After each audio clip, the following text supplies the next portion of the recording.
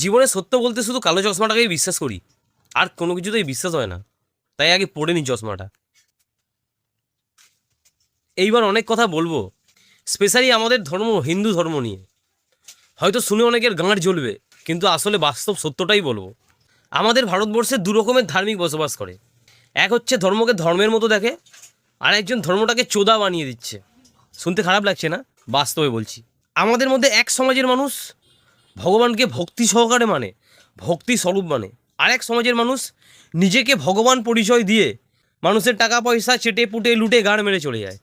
একটা কথা ভেবে দেখো তো, আমরা বিশ্বকর্মাকে পুজো করি, কিন্তু প্রযুক্তির দিক থেকে সবথেকে বেশি এগিয়ে যুক্তরাষ্ট্র। আমরা দেবী সরস্বতীকে পুজো করি, কিন্তু শিক্ষার দিক থেকে সবথেকে বেশি এগিয়ে ফিনল্যান্ড। আমরা বিভিন্ন ভগবানকে পুজো করি, আমরা শক্তিকে পুজো করি, সবথেকে বেশি শক্তির দিক থেকে এগিয়ে আর টেকনোলজির দিক থেকে এগিয়ে জাপান। তাহলে আমাদের লাভটা কী হলো? সব কিছু মেনে নিলাম, আমরা ভারতীয়, আমরা আধ্যাত্মিকতাকে মানি, আমরা ধর্মকে মানি। কিছু কিছু মানুষ আমাদের ধর্মকে এমনভাবে গান মারছে না ভাই, মানে ধারণার বাইরে, বুঝিয়ে পারবো না। যেমন ধরো কিছুদিন আগে আমি একটা জায়গায় ঘুরতে গিয়েছিলাম, একটা গ্রামের দিকে। হঠাৎ দেখছি একটা মহিলা মাথার মধ্যে গায়ের মধ্যে বিভিন্ন রকমের কালি ঝুলি মেঘে চুলটাকে এমনি এমনি এমনি এমনি এমনি করে নাড়িয়ে ছাড়িয়ে, আমার মধ্যে মা চলে এসেছে, আমার মধ্যে ভগবান চলে এসেছে। একটা কথা ভেবে দেখো তো, ভগবানকে আমরা মানি, ভগবানকে আমরা দেখি একটা শক্তি, একটা স্বচ্ছ আত্মার দিক থেকে। ভগবান যদি আসারই হয়, ভগবান সেই রকম কোনো সিদ্ধ পুরুষের দেহে আসবে, মানে সে সত্যি ভগবানকে নিজের শরীরে ধারণ করার ক্ষমতা রাখে। একজন নিষ্ঠাবান ব্যক্তি, শিক্ষিত ব্যক্তি, একজন যোগ্য ব্যক্তি। 90% এই ভর ভগবান গায়ে আসা, এই জিনিসটা বস্তিজনিত এরিয়ার মানুষদের মধ্যে আসে। আচ্ছা, তোমাদের কি মনে হয় ভগবান এরকম কোনো মানুষের গায়ে আসবে যে মারা ঠিকমতো চান করে না, যার মধ্যে শিক্ষা বলে কিছু নেই, সে মারা ভগবানের নাম করে মাথাটা এমনি এমনি এমনি এমনি করছে, আমার শরীরে ভগবান চলে এসেছে, আমি যা বলবো তাই হবে? আরে মারা, তোর শরীরে যদি ভগবান আসে তো সবার আগে তুই নিজের কুণ্ডলী বিচার কর।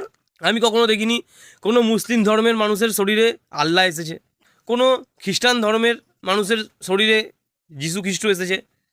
হিন্দু ধর্মের মানুষদের মধ্যে কেন ভগবান আসে? আর আসে তো আসে মানে এমন এমন মানুষের গায়ে আসে, দেখলে তোমাদের ঝাঁট চলে যাবে। এখানে কি হলো? আমাদের হিন্দু ধর্মকে বদনাম করা হলো। এই সমস্ত মানুষকে দিয়ে বোনা বৃন্দাবন দেখানো উচিত। ও তাও তো বৃন্দাবন তো অনেক ভালো জায়গা বলে দিলাম, গাঁড় ফাটিয়ে দেওয়া উচিত।